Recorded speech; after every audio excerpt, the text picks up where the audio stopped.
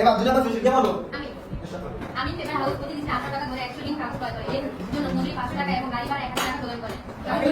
দোকান ভাড়া বাবদ 2000 টাকা, বিদ্যুৎ ও টেলিফোন বিল 1000 টাকা এবং বিক্রয় কর্মী কমিশন বাবদ 500 টাকা ব্যয় করে। প্রতিষ্ঠানটি প্রতিদিন কাগজ 2 টাকা লাভ করে থাকে। আমি পেপার হাউসের প্রতিদিন কাগজের ফর্মুলা নির্ণয় করব।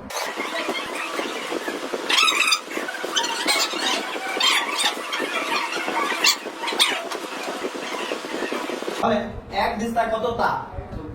24 টা। মানে এক দিস্তা 24 টা। আর এক ঋণে কত দিস্তা?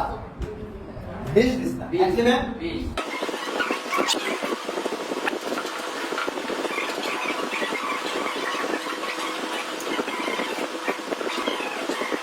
কোন নম্বরে বলছেন আমিন পেপার হাউসের প্রতিদিন কাগজের ক্রয় মূল্য নির্ণয়। ক্রয় মূল্য নির্ণয় সূত্র কি? সরাসরি ক্রয়, ক্রয়ের সাথে কত খরচ যোগ করলে পাওয়া যায় কি বললাম? ক্রয় মূল্য। ক্রয় করা হয়েছে কত ঋণ কাগজ? বলছে 18 টাকা ঋণ না দিস্তা? দিস্তা। তাহলে প্রতি দিস্তার দাম যদি 18 টাকা হয়, এক ঋণে কত দিস্তা? 20 দিস্তা। তাহলে 20 দিস্তার দাম হয় 360 টাকা। বলছে দিস্তা দেওয়া আছে কত?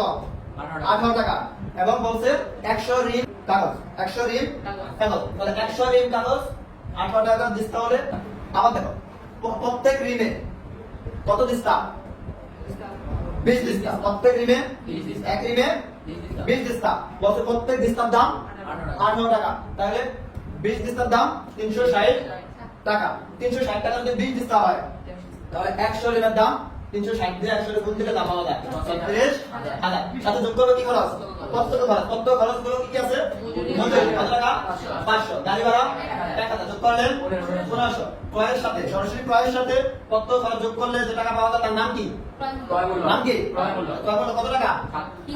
37,000। এটা কি এক ঋণের দাম না 100 ঋণের দাম? 100 ঋণের দাম। তাহলে 100 ঋণের দাম যদি হয় 37,500, আমাদের কাছে কি 100 ঋণের দাম চাইছে না এক ঋণের দাম চাইছে? এক ঋণের। সুতরাং এক প্রতি ঋণ বা এক ঋণের দাম 37,500 কে কত দিয়ে ভাগ? কত পাওয়া যায়? 350। তাহলে প্রতি ঋণের দাম কত? 375 টাকা। ঘর নম্বরে বলছে আমি পেপার হাউসে বিক্রিত প্রতি দিস্তা কাগজের মোট ব্যয়। বলছে প্রতি দিস্তা কাগজের মোট ব্যয় নির্ণয় করো। লেখা বন্ধ করো। প্রতি দিস্তা কাগজের মোট ব্যয় নির্ণয় করো। কত দিস্তা, কত ঋণ দেওয়া আছে? 100 ঋণ। 100 এক ঋণে কত দিস্তা? 20 দিস্তা। তাহলে 100 রে 20 দিয়ে গুণ করে পাওয়া যায় কত? 2000। তার মানে কত দিস্তা?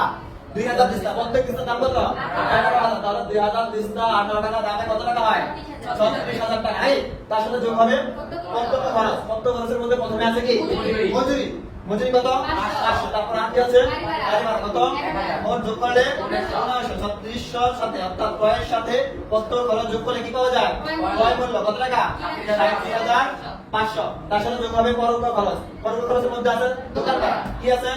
2000। বিদ্যুৎ বিল কত? 1000। কমিশন কত? 500। যোগ করলে 3500। ক্রয় মূল্যের সাথে পরোক্ষ খরচ যোগ করলে পাওয়া যায় কি ব্যয়? মোট ব্যয় কত টাকা? 41,000 টাকা। 41,000 টাকা কি এক দিস্তার নাকি এই যে 2000 দিস্তা? 2000 দিস্তা। তাহলে 2000 দিস্তার দাম যদি হয় 41,000 টাকা, চাইছে কত দিস্তা? দিস্তার মোট ব্যয়। তাহলে প্রতি দিস্তা বা এক দিস্তার মোট ব্যয় 41,000 কে 2000 দিয়ে ভাগ দিলে কত আসে? 20.50। তাহলে প্রতি দিস্তার মোট ব্যয় কত? 20.50। বিক্রিত কাগজের মোট ব্যয় 40,000 টাকা ধরে আমিন পেপার হাউসের প্রতি দিস্তা কাগজের বিক্রয় মূল্য নিরূপণ করো।